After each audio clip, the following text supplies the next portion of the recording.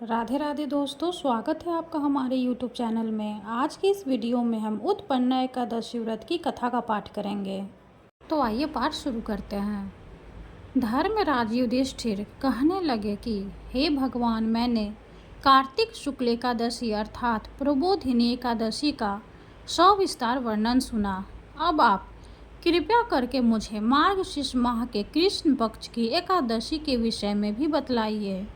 इस एकादशी का क्या नाम है तथा इसके व्रत का क्या विधान है, इसकी विधि क्या है, इसका व्रत करने से किस फल की प्राप्ति होती है, कृपया यह सब विधान पूर्वक कहिए। भगवान श्री कृष्ण बोले, मार्गशीर्ष माह के कृष्ण पक्ष में आने वाली इस एकादशी को उत्पन्ना एकादशी कहा जाता है। यह व्रत शंखुद्वार तीर्थ में स्नान करके भगवान के दर्शन करने से जो फल प्राप्त होता है उसके बराबर पुण्य मिलता है। व्रत करने वाले भक्त को चोर, पाखंडी, परशास्त्रीगामी, निंदक, मध्यभाषी तथा किसी भी प्रकार के पापी से बात नहीं करनी चाहिए। इसका महात्म्य मैं तुमसे कहता हूँ, ध्यान पूर्वक सुनो।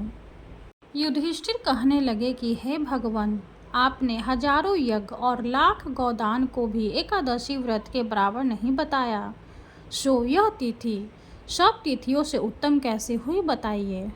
भगवान कहने लगे, हे युधिष्ठिर, सतयुग में मूर नाम का दैत्य उत्पन्न हुआ। वह बड़ा बलवान और भयानक था। उस प्रचंड दैत्य ने इंद्र, आदित्य, वसु, वायु, अग्नि आदि सभी देवताओं को पराजित करके भगा दिया। तब इंद्र सहित सभी देवताओं ने भयभीत होकर भगवान शिव से सारा वृतांत कहा और बोले, है कैलाशपति, मूढ़ दैत्य से भयभीत होकर सब देवता मृत्यु लोक में फिर रहे हैं। तब भगवान शिव ने कहा, हे देवताओं, तीनों लोकों के स्वामी, भक्तों के दुखों का नाश करने वाले भगवान विष्णु की शरण में जाओ, वे ही तुम्हारे दुखों को दूर कर सकते हैं। शिव जी के ऐसे वचन सुनकर सभी देवता क्षीर सागर में पहुँचे।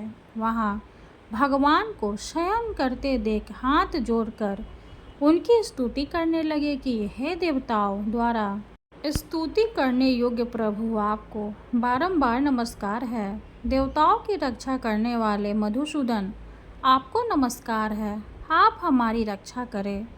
दैत्यों से भयभीत होकर हम सब आपकी शरण में आए हैं। आप इस संसार के कर्ता, माता पिता, उत्पत्ति और पालन करता और संहार करने वाले हैं। सबको शांति प्रदान करने वाले हैं। आकाश और पाताल भी आप ही हैं। सबके पितामह ब्रह्मा, सूर्य, चंद्र, अग्नि, सामग्री, होम, आहुति, मंत्र, तंत्र, जप, यजमान, यज्ञ, कर्म, कर्ता, भोक्ता भी आप ही हैं। आप सर्वव्यापक हैं। आपके सिवा तीनों लोकों में चर तथा अचर कुछ भी नहीं है। हे भगवान, दैत्यों ने हमको जीतकर स्वर्ग से भ्रष्ट कर दिया है और हम सब देवता इधर उधर भागे भागे फिर रहे हैं। आप उन दैत्यों से हम सबकी रक्षा करें। इंद्र के ऐसे वचन सुनकर भगवान विष्णु कहने लगे कि हे इंद्र, ऐसा मायावी दैत्य कौन है जिसने सब देवताओं को जीत लिया है? उसका नाम क्या है? उसमें कितना बल है और किसके आश्रय में है तथा उसका स्थान कहाँ है? यह सब मुझसे कहो। भगवान के ऐसे वचन सुनकर इंद्र बोले, भगवान, प्राचीन समय में एक नारी जंघ नामक राक्षस था। उसके महाप्रकर्मी और लोक विख्यात मूर नाम का एक पुत्र हुआ। उसकी चंद्रावती नाम की नगरी है। उसी ने सब देवताओं को स्वर्ग से निकालकर वहां अपना अधिकार जमा लिया है। उसने इंद्र, अग्नि, वरुण, यम, वायु, ईश, चंद्रमा, नैऋत्य आदि सबके स्थान पर अधिकार कर लिया है। सूर्य बनकर स्वयं ही प्रकाश करता है, स्वयं ही मेघ बन बैठा है और सबसे अजय है। हे असुर निकंदन, उस दुष्ट को मारकर देवताओं को अजय बनाइए। यह वचन सुनकर भगवान ने कहा, हे देवताओं, मैं शीघ्र ही उसका संहार करूँगा। तुम चंद्रावती नगरी जाओ। इस प्रकार कहकर भगवान सहित सभी देवताओं ने चंद्रावती नगरी की ओर प्रस्थान किया। उस समय जब दैत्यमूर सेना सहित युद्ध भूमि में गरज रहा था, उसे भयानक गरजना सुनकर सभी देवता भय के मारे चारों दिशाओं में भागने लगे। जब स्वयं भगवान रणभूमि में आए तो दैत्य उन पर भी अस्त्र शस्त्र आयुध लेकर दौड़े। भगवान ने उन्हें सर्प के समान अपने बाणों से भीन डाला। बहुत से दैत्य मारे गए, केवल मूर बचा रहा। वह अविचल भाव से भगवान के साथ युद्ध करता रहा। भगवान जो भी तीक्ष्ण बाण चलाते वह उसके लिए पुष्प सिद्ध होता।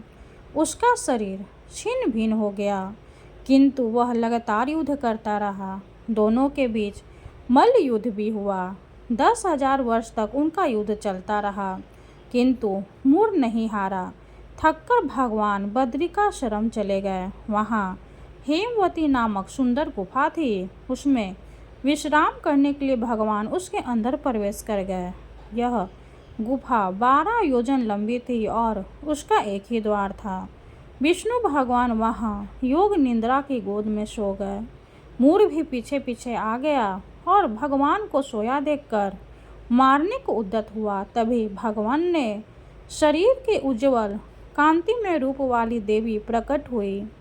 देवी ने राक्षस मूर को ललकारा, युद्ध किया और उसे तत्काल मौत के घाट उतार दिया। श्री हरि जब योग निद्रा की गोद से उठे तो सब बातों को जानकर उस देवी से कहा कि आपका जन्म एकादशी के दिन हुआ है, अतः आप उत्पन्ना एकादशी के नाम से पूजित होंगी। आपके भक्त वही होंगे जो मेरे भक्त हैं। कथा समाप्त हुई। बोलिए जय श्री हरि। अब हम एकादशी माता की आरती करेंगे। ओम जय एकादशी, जय एकादशी, जय एकादशी माता।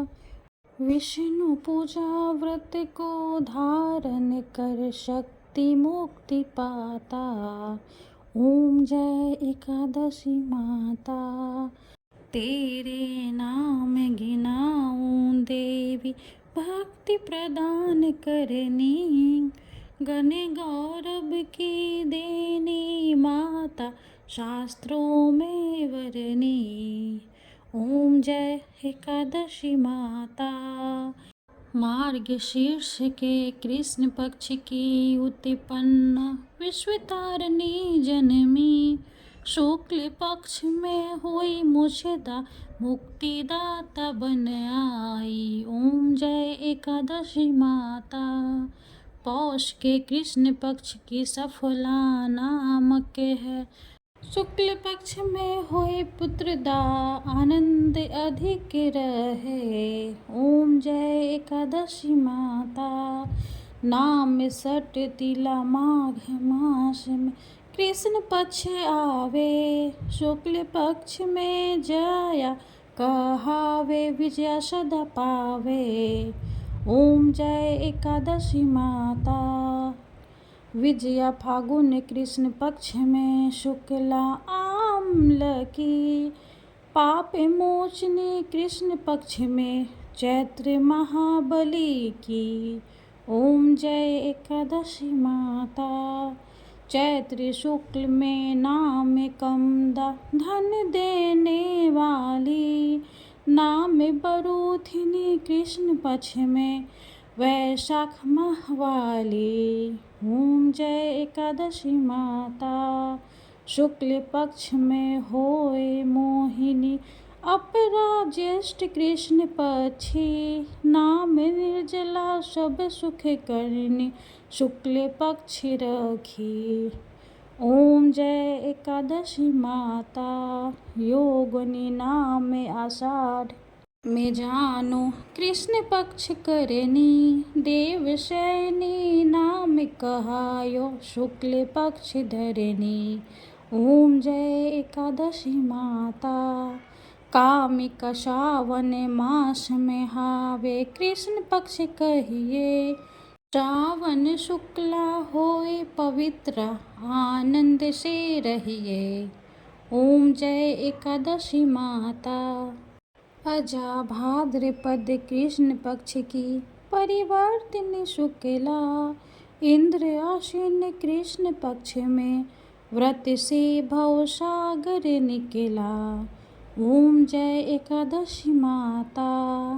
पापा कुंसा है शुक्ल पक्ष में आप हरनिहारी, रमा मास कार्तिक में आवे सुखदायक भारी। ओम जय एकादशी माता। देवोत्थान शुक्ल पक्ष की दुख नाशक मैया, पावन मास में करूं विनती पार करो नैया। ओम जय एकादशी माता। परमा कृष्ण पक्ष में होती जन मंगल करनी, शुक्ल मास में होए पद्मिनी दुख दारिद्र्य हरणी। ओम जय एकादशी माता। जो कोई आरती एकादशी भक्ति सहित गावे, जन गुर दीता स्वर्ण का वासा निश्चय वह पावे। ओम जय एकादशी माता। ओम जय एकादशी माता। एकादशी माता की जय हो। वीडियो अगर अच्छी लगे तो लाइक कर दे, चैनल को सब्सक्राइब कर दे। धन्यवाद।